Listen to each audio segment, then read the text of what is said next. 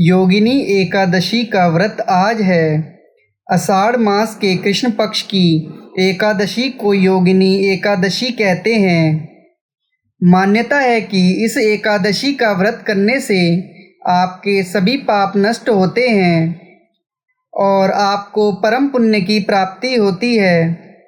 योगिनी एकादशी के व्रत में विधि विधान से विष्णु भगवान की पूजा की जाती है और व्रत कथा का पाठ किया जाता है।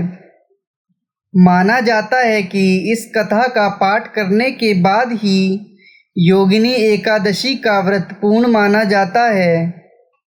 योगिनी एकादशी का व्रत आषाढ़ मास के कृष्ण पक्ष की 11वीं तिथि को रखा जाता है और यह तिथि आज है। योगिनी एकादशी का व्रत करने से आपको कई जन्मों के पापों का अंत होता है और आपको परम पुण्य की प्राप्ति होती है।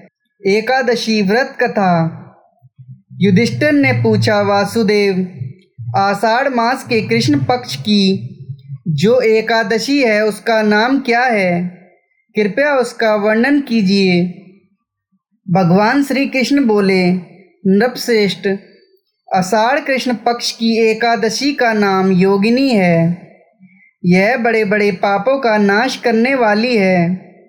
संसार में सागर में डूबे हुए प्राणियों के लिए यह सनातन नौका के समान है। तीनों लोकों में यह सारभूत व्रत है। अलकापुरी में राजाधिराज कुबेर रहते थे। वे सदा भगवान शिव की भक्ति में तत्पर रहने वाले हैं। उनके हेममाली नाम वाला एक यक्ष सेवक था जो पूजा के लिए फूल लाया करता था। हेममाली की पत्नी बड़ी सुंदर थी। उसका नाम विशालाक्षी था। वह यक्ष कामपाश में आबद्ध होकर सदा अपनी पत्नी में आसक्त रहता था। एक दिन की बात है, हेममाली मानसरोवर से फूल लाकर अपने घर में ही ठहर गया और पली के प्रेम का रसवादन करने लगा। अतः कुबेर के भवन में ना जा सका। इधर कुबेर मंदिर में बैठकर शिवजी का पूजन कर रहे थे। उन्होंने दोपहर तक फूल आने की प्रतीक्षा की। जब पूजा का समय व्यतीत हो गया तो यक्षराज ने कुपित होकर सेवकों से पूछा, यक्षो, दुरात्मा हेममाली क्यों नहीं आ रहा है? इस बात का पता लगाओ। यक्ष ने कहा, राजन, वह तो पत्नी की कामना में आसक्त हो अपनी इच्छा के अनुसार घर में ही रमण कर रहा है। कुबेर ने तुरंत ही अपने सेवकों को भेजकर उस हेममाली को अपने समक्ष बुलवाया। हेममाली भय से आकुल होकर तुरंत ही कुबेर महाराज के सामने उपस्थित हो गया। उसे देखकर कुबेर की आंखें क्रोध से लाल हो गईं। वे बोले, ओ पापी, ओ दुष्ट, ओ दुराचारी, तूने भगवान की अवहेलना की है। अतः कोढ़ से युक्त और अपनी उस प्रियतमा से वियुक्त होकर इस स्थान से भ्रष्ट होकर अन्यत्र चला जा। कुबेर के ऐसा कहने पर वह उस स्थान से नीचे गिर गया। उस समय उसके हृदय में महान दुख हो रहा था। कोढ़ों से सारा शरीर पीड़ित था, परंतु शिव पूजा के प्रभाव से उसकी स्मरण शक्ति लुप्त नहीं होती थी। पातक के दबा होने पर भी वह अपने पूर्व कर्म को याद रखता था। तदंतर इधर उधर घूमता हुआ वह पर्वतों में श्रेष्ठ मेरुगिरी के शिखर पर पहुंच गया। वहां उसे तपस्या के पुंज मुनिवर मार्कंडेय जी का दर्शन हुआ। पाप कर्मा यक्ष ने दूर से ही मुनि के चरणों में प्रणाम किया।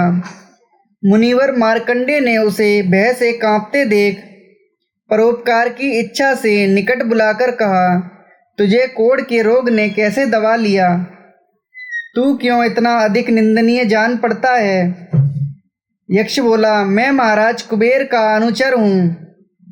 प्रतिदिन भगवान शिवजी की पूजा के लिए मानसरोवर से कमल पुष्प लाकर कुबेर के भवन में पहुँचाना मेरा कर्म था।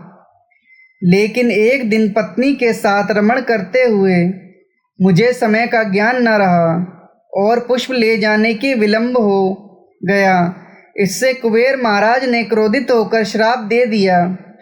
और मैं कोढ़ से पीड़ित पत्नी के वियोग से दुखी होकर दर दर भटक रहा हूँ।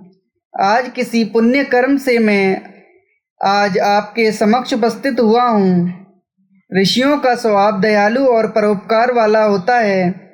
सो हे महात्मन, आप भी मुझे अभागे को कर्तव्य का बोध कराते हुए पाप से मुक्ति का कोई उपाय बताएं। मार्कंडेय जी ने कहा, तुमने यह सच्ची बात कही है, असत्य भाषण नहीं किया है, इसलिए मैं तुम्हें कल्याणप्रद व्रत का उपदेश करता हूँ।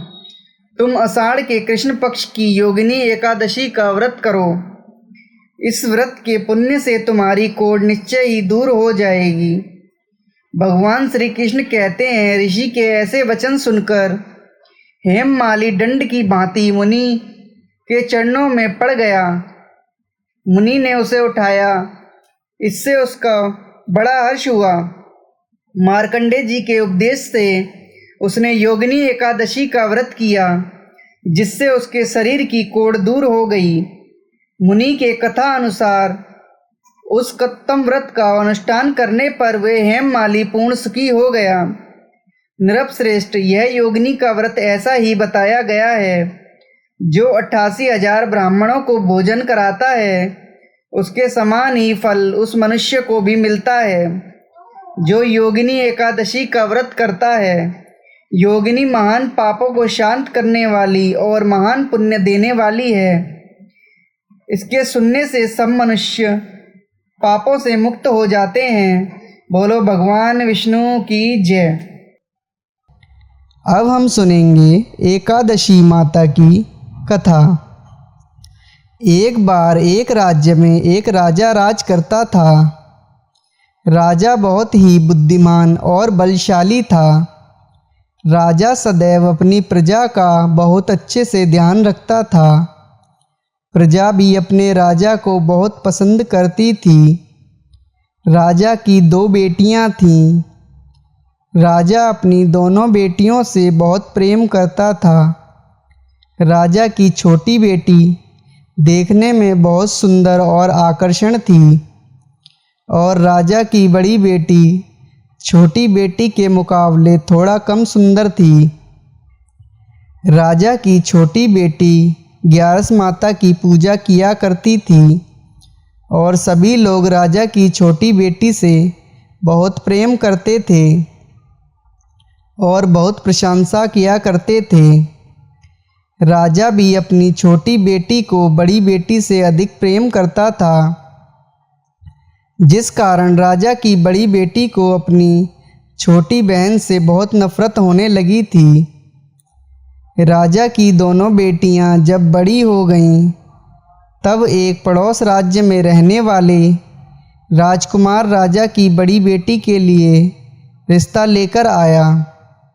लेकिन जैसे ही उस राजकुमार की नज़र राजा की छोटी बेटी पर पड़ी, तो वह राजकुमार राजा की छोटी बेटी पर आकर्षण हो गया और उससे पहली नज़र में प्रेम कर बैठा। उस राजकुमार ने राजा की बड़ी बेटी के साथ विवाह करने से मना कर दिया और उसने राजा से कहा कि मैं आपकी छोटी बेटी से विवाह करना चाहता हूँ। इसके बाद राजा की बड़ी बेटी यह देखकर अपनी छोटी बहन से बहुत क्रोधित हो गई और राजा की बड़ी बेटी ने अपनी छोटी बहन को अपना सबसे बड़ा दुश्मन बना लिया। राजा की बड़ी बेटी ने अपनी छोटी बहन से बदला लेने का निर्णय लिया, जिसके लिए उसने अपनी छोटी बहन को जान से मारने का प्लान बनाया। राजा की बड़ी बेटी ने अपनी छोटी बहन को मारने के लिए सबसे पहले एक लड्डू में जहर मिलाकर अपनी छोटी बहन को दे दिया और उसको लड्डू खाने के लिए कहा। लेकिन लड्डू खाने के बाद भी छोटी बहन को कुछ नहीं हुआ। बड़ी बहन यह देखकर बहुत आश्चर्यचकित हो गई, लेकिन बड़ी बहन ने हार नहीं मानी और उसने जब रात में छोटी बहन अपने कमरे में सो रही थी, तब एक मटके में सांप रखकर उसके कमरे में छोड़ दिया। लेकिन सांप भी छोटी बहन का कुछ नहीं कर पाया।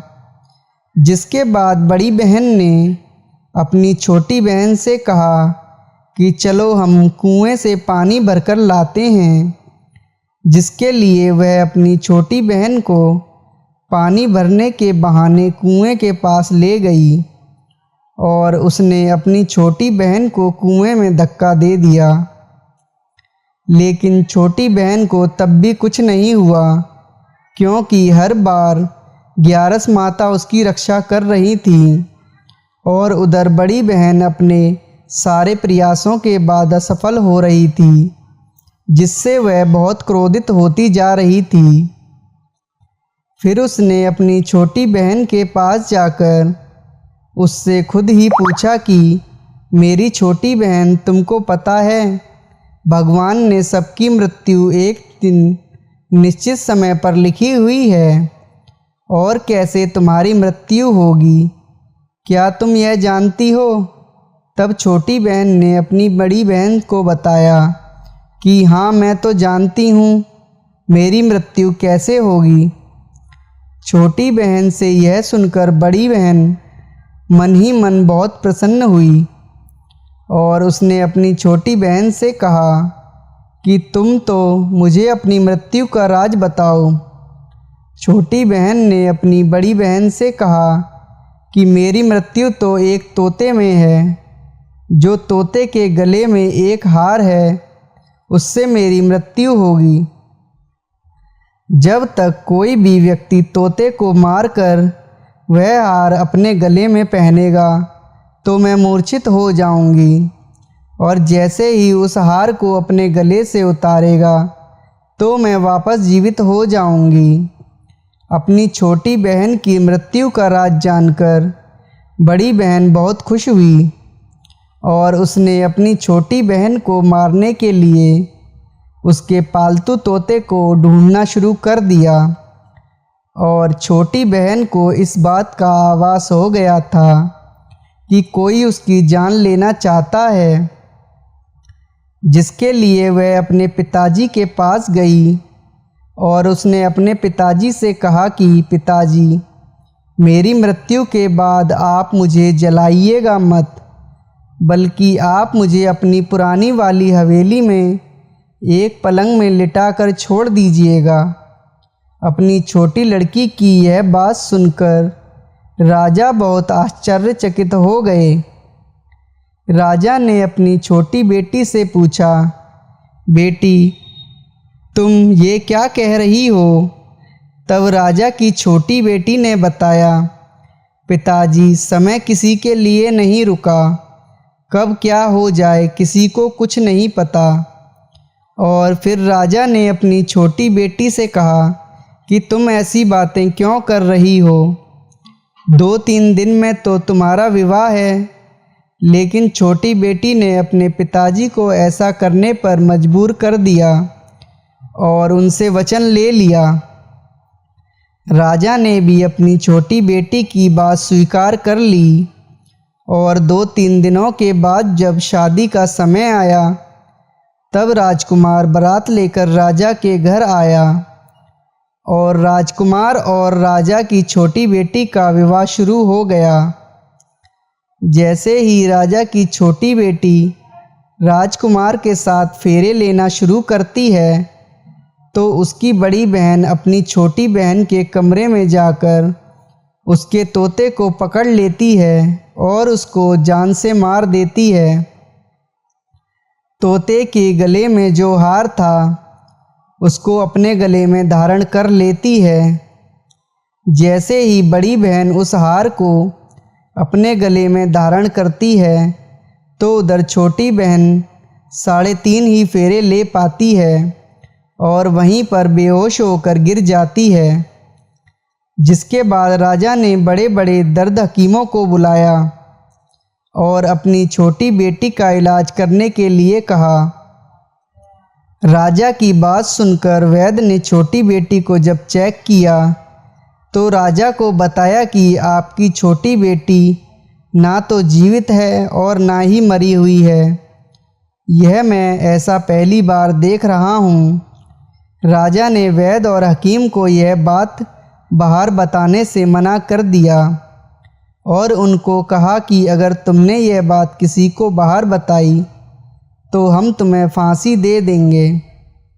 राजा ने अपनी छोटी बेटी को पुराने महल में जाकर एक पलंग में लिटा दिया और वहाँ पर कुछ सैनिकों को तैनात कर दिया। वापस अपने महल पर आ गया। राजा की बड़ी बेटी अपने पिताजी के पास आई और कहने लगी कि पिताजी, अगर यह शादी संपन्न नहीं हुई तो आपकी इज्जत का क्या होगा? आप कहें तो मैं आपकी इज्जत बचाने के लिए राजकुमार से शादी करने के लिए तैयार हूँ। जिसके बाद राजा ने अपनी बड़ी बेटी की बात मान ली और राजा ने बड़ी बेटी को छोटी बेटी की कपड़े पहनाकर मंडप पर भेज दिया। लेकिन राजकुमार यह जान गया कि यह राजा की छोटी बेटी नहीं है बल्कि यह राजा की बड़ी बेटी है। लेकिन जब राजकुमार ने शादी करने से मना किया तो सभी लोगों ने राजकुमार को विवश कर राजा की बड़ी बेटी से बचे हुए फेरों को संपन्न करा दिया और विवाह करवा दिया। जिसके बाद राजकुमार राजा की बड़ी बेटी को अपने महल में ले गया। राजकुमार राजा की बड़ी बेटी से ना तो बात करता था, ना ही उसको पसंद करता था और ना ही उसके आसपास भटकता था। और राजकुमार ने यह फैसला लिया था कि वह अपनी प्रेमिका को ढूंढकर रहेगा और यह जानकर रहेगा कि उसके साथ आखिर हुआ क्या। एक दिन राजकुमार अपने घोड़े पर सवार होकर राजा के पुराने महल के पास पहुंच गया, जहां पर उसने कुछ सैनिकों को देखा। महल के पास पहुंचकर राजकुमार ने जब महल को ध्यान से देखा तो वह समझ गया कि यह तो हमारे ससुर जी का महल है। तब राजकुमार ने सैनिकों से पूछा, तुम लोग यहाँ क्या कर रहे हो और इस महल के अंदर उस पलंग में कौन लेटा है? जिसके बाद सैनिकों ने बताया कि यहाँ पर राजा की छोटी बेटी लेटी है। यह सुनकर राजकुमार बहुत प्रसन्न हो गया और वह तुरंत अपनी प्रेमिका के पास पहुँच गया और उसकी सेवा करने लगा। जैसे ही रात हुई तो राजा की छोटी बेटी उठकर खड़ी हो गई। राजकुमार यह देखकर बहुत खुश हो गया और उसने अपनी प्रेमिका से पूछा कि तुम यहाँ क्या कर रही हो? तुम मेरे साथ मेरे घर चलो। राजा की छोटी बेटी ने राजकुमार को सारी बातें बता दी कि मेरी जान एक तोते में बसी थी और मैंने यह बात सिर्फ अपनी बड़ी बहन को बताई थी और मुझे पता है कि उसने ही मुझे मारने का प्रयास किया। उसके पास एक हार है जिसको वह सुबह पहन लेती है और रात को उतार देती है।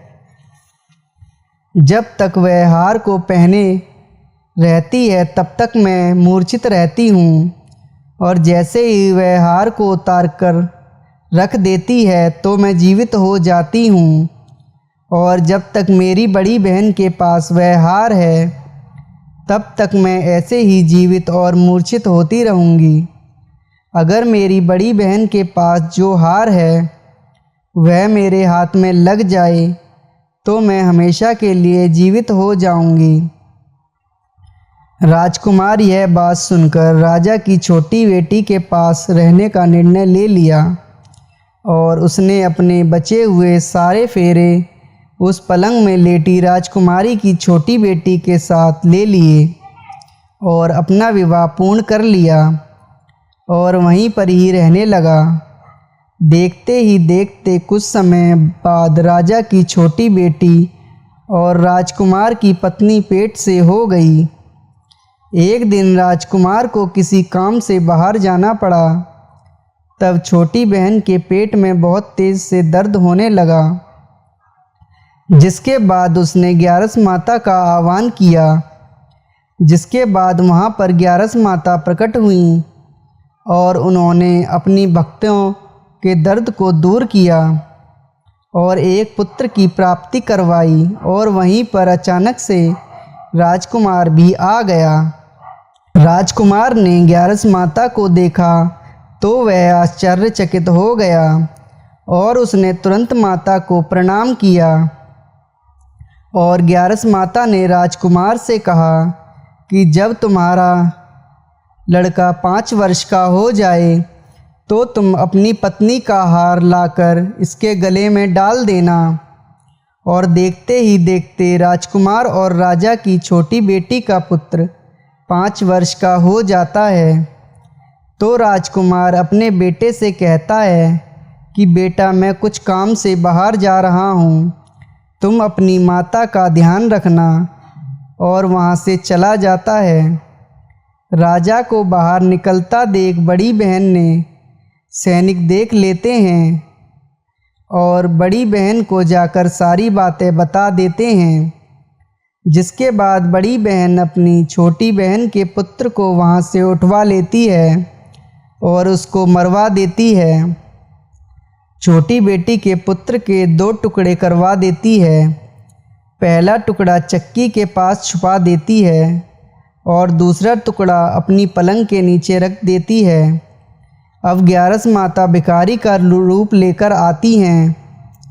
एक भिखारी का रूप रखकर बड़ी बहन के पास चली जाती हैं। जिसके बाद वहाँ पर भिक्षा मांगने लगती हैं। बड़ी बहन अपने नौकरों से कहती है कि जाकर भिक्षा दे दो, लेकिन जैसे ही नौकर ग्यारस माता को भिक्षा देने के लिए आते हैं तो माता उन्हें मना कर देती है और कहती हैं कि मैं तुम्हारी महारानी से ही भिक्षा लूँगी। जिसके बाद बड़ी बहन स्वयं ही भिक्षा देने के लिए माता के पास आती हैं। तब माता एक बिल्ली का रूप लेकर उसके कमरे में चली जाती हैं और वहाँ पर छोटी बेटी के पुत्र को जिंदा कर देती हैं। उसे वहाँ से ले जाती हैं। राजकुमार अपने बेटे को लेकर अपनी पत्नी के पास जाता है और उससे कहता है कि तुम इसका ध्यान रखना। अगर तुम इस बच्चे का अच्छे से ध्यान रखोगी तो मैं तुमसे बात करूँगा। एक दिन राजकुमार अपने बच्चे से कहता है कि तुम मम्मी से उनके गले का हार मांग लो।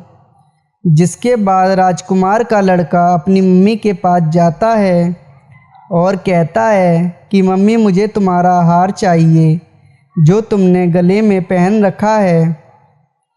यह सुनकर पहले तो बड़ी बहन बहुत क्रोधित होती है, पर उसको याद आ जाता है कि राजकुमार ने कहा था कि अगर मैं इस बच्चे का ध्यान अच्छे से रखूँगी तो वह मुझसे बात करेंगे। जिसके कारण वह हर रोज़ उस बच्चे को दे देती थी और वह तुरंत हार को ले जाकर अपने पिता को दे देता है। तभी राजकुमार अपने बेटे को लेकर वहाँ से जाने लगता है और अपनी पत्नी से कहता है कि तुम हमारे लिए खाना बनाकर रखना, मैं शाम को आकर तुम्हारे साथ खाऊंगा। और वह अपने बेटे को लेकर वहाँ से चला जाता है। जिसके बाद वह राजा के पास जाता है और उनको सारी बातें बता देता है। राजा अपनी बड़ी बेटी की यह करतूत सुनकर बहुत क्रोधित होते हैं और अपनी परवरिश पर ही दोष देने लगते हैं। राजकुमार को अपनी छोटी बेटी के साथ रहने के लिए आदेश देते हैं। बोलो ग्यारस माता की जय, बोलो भगवान विष्णु की जय।